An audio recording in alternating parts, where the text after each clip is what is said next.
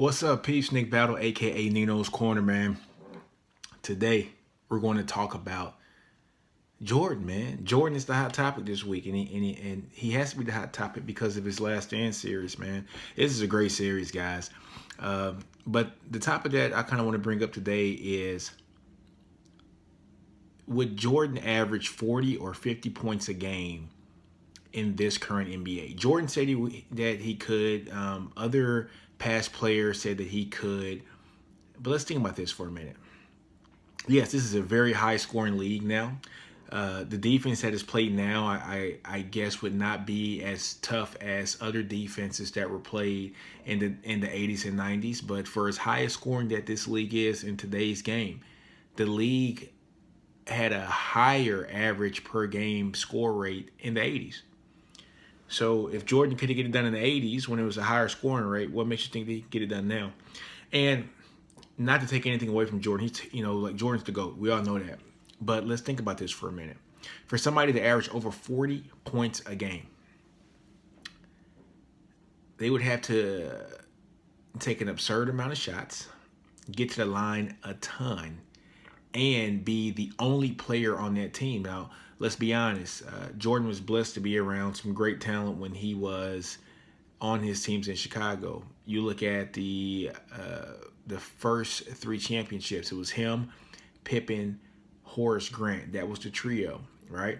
But you had guys like John Paxson off the bench, who was a sharpshooter. You had a B.J. Armstrong. You had the Bill Cartwright, who they traded for. They traded Charles Oakley for him to have that center in the lane. He did very well there. So you had a nice core of players with him.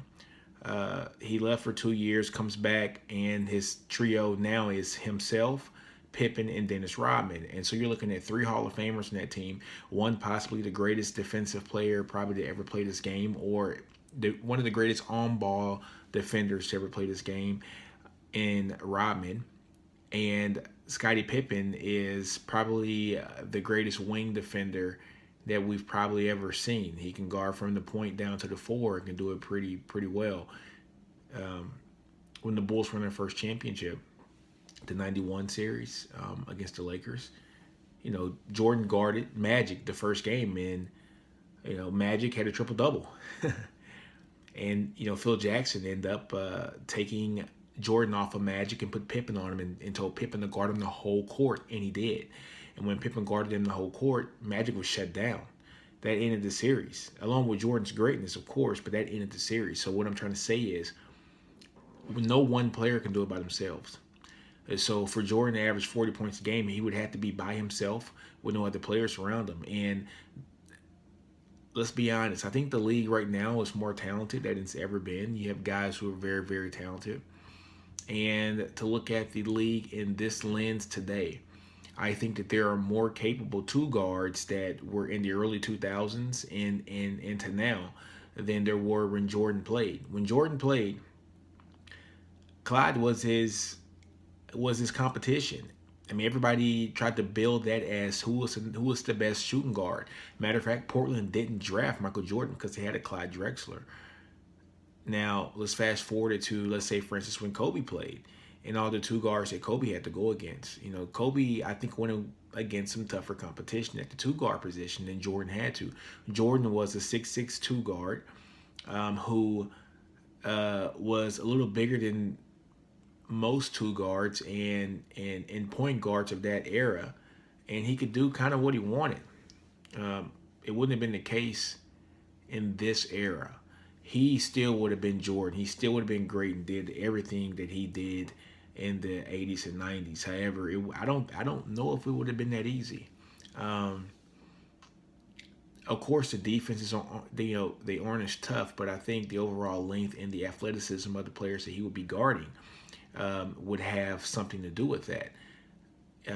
Like for instance, if he had to go against a Kobe Bryant every 4 times a year, and then let's say meet up in the finals and go 7 games with him, that's looking himself in the eye in a competition. Vince Carter's another guy who isn't on that level, but just the quality of athletes that he would have to go against far supersedes the quality of athlete that he had to go against in. So, for instance, even against the Bad Boy Pistons, we had the two guard was Joe Dumars. Joe Dumars is what 6'1", he's what 6'2". Jordan towers over him. I mean, like, what's a 6'2" Joe Dumars gonna do, or even a 6'3" Joe Dumars gonna do to a guy who's 6'6"? Um, Ron Harper was an amazing player. He had hops out of this world until he had those knee injuries. He was a force to be reckoned with against Jordan. Clyde, like we've already said. But what other two guards were out there that you can actually look at and said, you know what, that guy's going to give Jordan fits, or he's going to bring it just as hard on the other end as Jordan is, and there wasn't. I know mentally, none of them could stack up to Jordan, and physically either. As good as Clyde Drexler was, one of the top 50 players to ever play this game, he wasn't even in the same stratosphere as Michael Jordan, or even close to it. We all know Jordan was like the alpha, and everybody else was underneath him. But I think in the era that Kobe played in, you had, I think, just had a better crop of players that you had to play against. You had Kobe. He had to go against the Dwayne Wade, Vince Carter, Tracy McGrady. Kobe guarded LeBron. You understand what I'm saying? Like, the quality of two guards in the league when Kobe played, I think was far better. All those guys are Hall of Famers, all of them. And then you had a short, scrappy dude named Allen Iverson, who was the point guard, but he kind of played off ball. So Kobe, of course, could do what he wanted to in the offensive end because Allen was not the biggest of guy. However, you still had to guard him. Somebody had to guard Allen because you had Allen, you had Eric Snow as the point guard in that team, and so Kobe had to take that hard matchup, either him or Derek Fisher. But I think the quality of opponent that Kobe had to go through was harder than what Jordan had to go through. I honestly believe that. And I think that the talent level in today's athletes is a lot better than what it was then. It's just, everything evolves. Like people get bigger, faster, and stronger year by year. And it just is what it is. And the talent level gets better year by year because in the 80s and 90s, there wasn't any AAU ball getting played there. So you played against the people in your neighborhood. You go to certain camps, you played against your high school students. But, these guys today are playing against the best of the best every freaking summer, every freaking year. They're playing against the best of the best. So I honestly think that the talent level of today's guys is a lot better than what it was then. But in saying that, Jordan still would have been a 30 to 35 point guy a game. At his height, 35 points. I think on an average over 30 for sure. But to say that he would average 40 or 50 points, I think is absurd. Even though the defense might be a little softer, but hey, there's certain things that you can't do in the defensive end too, and so you're going to have a guy who's going to bring it. Yeah, I didn't even mention James Harden is another two guard he had to go against. Russell Westbrook is a point guard, but he's a big point, so he would be a guy that Jordan might have to go guard. So yeah, there are a lot of two guards after Klay Thompson. I mean, Klay is the ultimate shooter, but golly, he plays great defense too. So, I mean, just think about that for a minute. I think the talent level in this NBA is better than what it was when Jordan played, and that's just my honest opinion. So think about that for a minute, guys. Let's go to a small commercial break, and we're going to talk about another subject on this prior to us getting out of here tonight. All right, guys, and we're back, man. So I want to make a comment about something that I heard on Fox Sports this morning on First Things First with Nick Wright. So Nick Wright made a comment I thought was spot on. So if we're saying that Jordan can average 40 points a game in today's era, we got to backtrack that also. So if Jordan can average 40 points, and then we have a guy like Kevin Durant, who I think is one of the most skilled scorers to ever play this game.